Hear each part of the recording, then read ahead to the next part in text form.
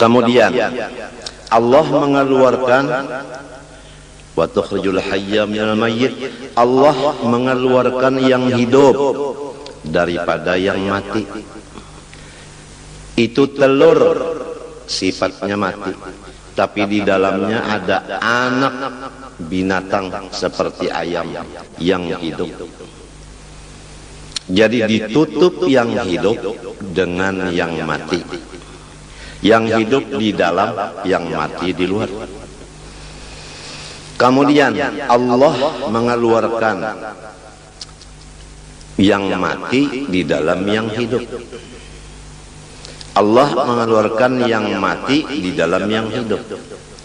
Coba telur tadi mati keluar daripada ayam yang hidup.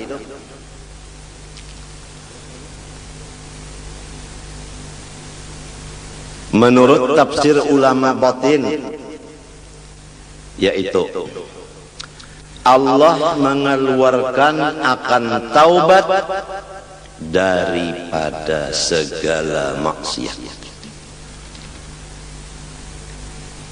Karena maksiat sadar lalu taubat. Berarti maksiat itu melahirkan taubat.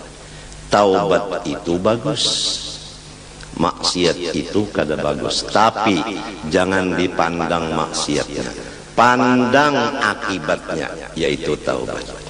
Manusia kalau melihat maksiat begitu saja, niscaya dia tidak ada punya teman sama sekali di dunia ini.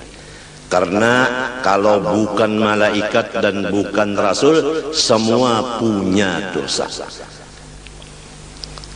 Masing-masing kita kada bisa berteman selama kita masih melihat dosa teman. Teman pun kada mau mengawani kita lamun inya melihat dosa kita. Oleh sebab itu Tuhan menutup, jangan melihat dosa orang, nang dilihat dosa saurang. Tandanya orang nang bakal untung dunia akhirat, tandanya orang yang dipilih dapat hidayah, yaitu tidak melihat aibnya orang, buta dari aib orang, tapi sangat yakin dengan aib dirinya.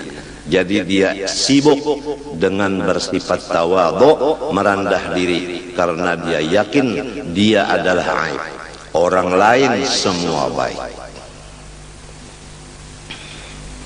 Kitab yang kita baca ini seakan-akan penutup, karena awal kita membaca masalah ma'rifatullah, mulai zatnya, sifatnya, af'alnya, dengan dalil-dalilnya dan cara-cara pengamalannya selesai beberapa kali.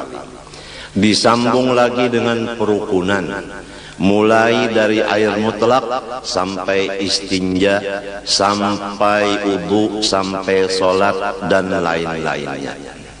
Kemudian disambung lagi dengan sifat-sifat hati seperti ikhlas, ridho, sabar, syukur dan lain-lainnya. Disambung lagi dengan dosa-dosa di anggota mata, kuping, lidah, tangan, hati, perut, kemaluan, kaki, semuanya selesai. Ditambah lagi dengan dosa seluruh badan, seperti durhaka dengan ibu bapak. Sudah selesai. Kemudian dibicarakan lagi dalam kitab bahaya-bahaya dosa. Tuhan melarang kita memperbuat dosa karena bahayanya untuk kita sangat banyak. Di antara bahayanya tidak diberikan ilmu manfaat. Walaupun ampun diri merasa alim, tapi namun Tuhan memadahkan tidak manfaat. Di antaranya lagi hati gelisah, tidak pernah tenang, padahal keadaan hidupnya lebih dari kecukupan. Tapi kenapa jadi belum tenang? Apabila hati tidak tenang, ibadah tidak tenang. Baca Quran tidak tenang, seakan-akan ada musuh di belakang. Jadi mengejar membaca Qurannya dengan secepat-cepatnya. Sholat seakan-akan ada yang mengejar musuh di belakang, sholatnya cepat. Tidak ada tenang.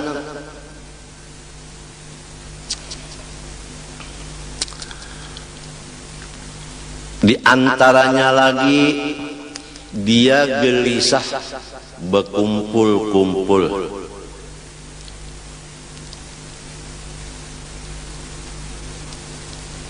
Memang orang salah, malu berkumpul orang lain. Itu akibat dosa. Di antaranya lagi rizkinya ditahan. Diumpamakan dalam hadis, kalau rezeki itu pakai tali rantai dari atas langit, sudah sampai ke tangan kita, lalu kita mengerja dosa, diangkat lagi rantai tadi, tidak nyampai.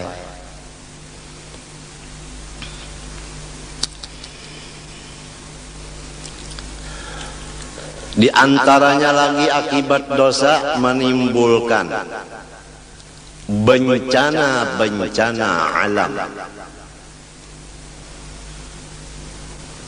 Kadang-kadang yang berbuat dosa si A, tapi si B, si C dan lain-lainnya kena bencana akibat perbuatan dosa orang lain.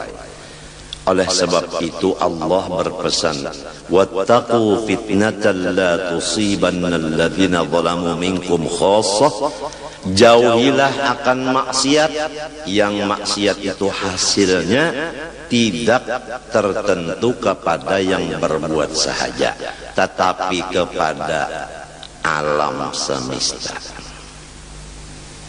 Kemarau itu semuanya kena melanda, padahal yang berbuat maksiat seperti judi tidak semua orang. Krisis ekonomi dilanda oleh seluruh masyarakat, padahal bukan semua orang berzina.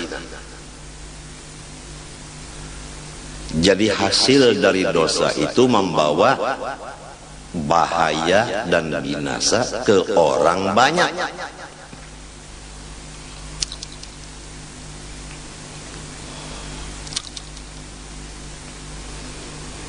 Kemudian disambung lagi dengan pemisahan antara dosa besar dan dosa kecil.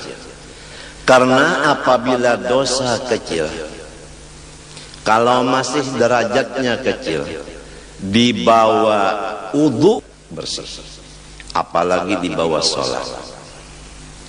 Tapi kalau dosa sudah menjadi besar, tidak bisa dibawa sholat selesai, kecuali melaksanakan taubat dan istighfar menurut cara-caranya. Kalau dosa dengan Allah, pertama menyesali, dua mencita tidak akan mengembali lagi, tiga apabila ketinggalan yang wajib diqodho seperti zakat. Berapa tahun tidak keluar zakat, sekarang bayar yang beberapa tahun itu diqodho. Orang banyak membicarakan mengodho sholat, mengodho puasa, tapi mengodho zakat jarang terdengar.